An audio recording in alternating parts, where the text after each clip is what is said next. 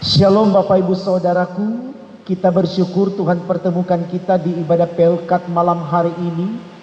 Tentu ini adalah anugerah berkah dari Tuhan buat saudara dan saya. Mari kita menerima firman Allah dari apa yang sudah kita baca masing-masing sebelum kita menyaksikan tayangan video yang memberitakan firman Tuhan malam hari ini. Dari bacaan Alkitab dari kitab 1 Tesalonika 4 ayat 7 hingga 12. Saudaraku, tema sinodal khotbah kita di malam ini dituliskan demikian dalam SBU, selamat dan terlepas. Kalau kita berbicara tentang narapidana yang terbebas dari hukuman, artinya keluar dari penjara, kita bisa bayangkan bagaimana suasana hati orang-orang tersebut. Kenapa demikian? Karena pastinya mereka itu akan merasakan kegembiraan yang luar biasa, ya. Bisa dibayangkan setelah sekian lama, misalkan seorang suami tidak ketemu istri dan anak-anak, atau sebaliknya seorang anak tidak ketemu orang tua dan akhirnya dipertemukan, maka tentu itu satu kebahagiaan yang tak terhingga, bisa kita katakan demikian. Nah, yang menarik di sini saudaraku, apa arti kebahagiaan yang menjadi luapan perjumpaan antara narapidana yang dibebaskan dengan orang yang menanti kebebasan dia tersebut. Kalau kemudian di sana tidak disikapi dengan sebuah sikap rela untuk kembali menata hidup yang baik. Artinya sayang kalau kemudian perjumpaan itu kembali disikapi dengan tindakan-tindakan yang jahat yang akhirnya bisa menggiring napi tersebut kembali berada di dalam penjara. Jadi saya bisa katakan Bapak Ibu Saudaraku, para napi ini memang harus dia melihat penjara itu sebagai proses pembelajaran baik baginya untuk membekali dirinya mengerti bahwa berbuat jahat dampaknya tidak baik.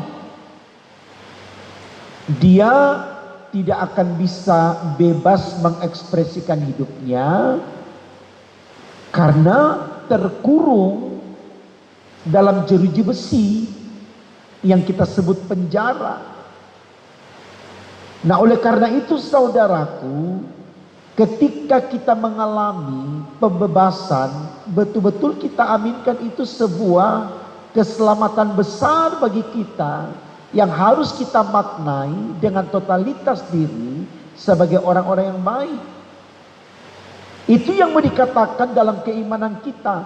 Orang yang diselamatkan adalah orang yang bersedia menerima kebahagiaan sempurna. Dan keselamatan itu tentunya hanya ada di dalam Tuhan Yesus. Itu tema khotbah kita. Selamat dan terlepas. Selamat artinya bahagia, identik dengan bahagia. Terlepas artinya tidak akan lagi menderita. Nah, ini yang mau disampaikan oleh Paulus kepada jemaat di Tesalonika dalam bacaan kita. Kita bisa lihat dalam ayat 7 dan 8 dikatakan begini. Allah memanggil kita bukan untuk melakukan apa yang cemar, melainkan apa yang kudus. Karena itu, siapa yang menolak ini bukanlah menolak manusia, melainkan menolak Allah yang telah memberikan juga rohnya yang kudus kepada kamu. Jadi saudaraku, jelas bahwa orang yang masih membiasakan diri melakukan hal-hal yang cemar, walaupun dia sudah terbebas dari penjara, katakan demikian, percuma karena dia akan kembali digiring ke penjara. Kita ambil contoh saudaraku, seorang murid di sekolah. Kalau murid datang dalam kepentingan dirinya, tidak dibangun dalam kepentingan bersama dengan guru yang mengajarnya, maka tentu murid ini akan sulit menerima ajaran yang diberikan oleh gurunya. Kita temukanlah ada banyak anak murid yang bandel, merasa tidak penting materi pembelajaran yang diajarkan oleh gurunya, sehingga dia bolos, dia ogah-ogahan, tidak mau belajar dan seterusnya. Dampaknya apa saudaraku? Dampaknya adalah murid ini kehilangan kesempatan untuk mengetahui apa yang baik, dan pada akhirnya dia ketinggalan, dan ketertinggalannya menjadikan dia tidak mendapatkan keuntungan. Jadi arahan dari tema khotbah kita, mari kita pikirkan keselamatan yang membawa kita pada kelepasan untuk derita. Karena kalau sudah selamat pasti bahagia. Nah, oleh karena itu dalam semuanya ini saudaraku, kita bangun dengan iman, jangan dengan pengetahuan. Saya sudah katakan dalam khotbah-khotbah sebelumnya, tidak ada sebuah interpretasi kita yang membangun opini, pendapat, ide, gagasan mutlak yang paling benar. Tapi harus kita bangun itu berdasarkan perkataan Allah yang dituliskan di dalam firman ini. Karena disinilah kebenaran yang tak terbantahkan. Kalau kita mau selamat dan terlepas dari derita dunia.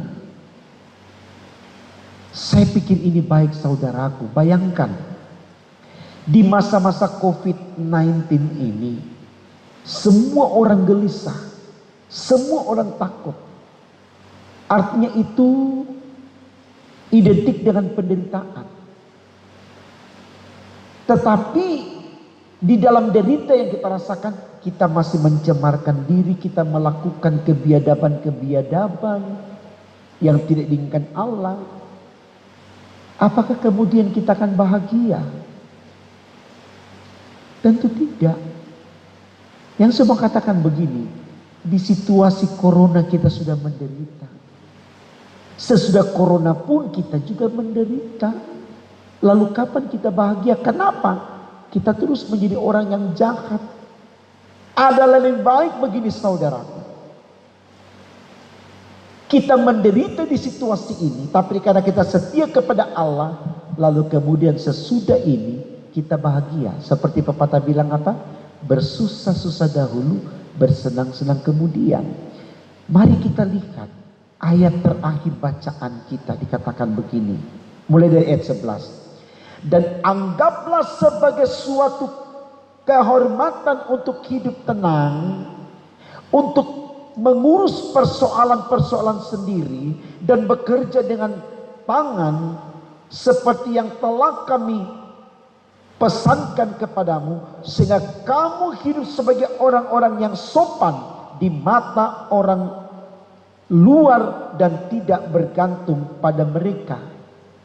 Orang-orang yang sopan terhadap orang di luar dan tidak bergantung kepada mereka, artinya kita tidak harus terpengaruh dengan orang karena kita hidup dalam kebenaran firman Allah.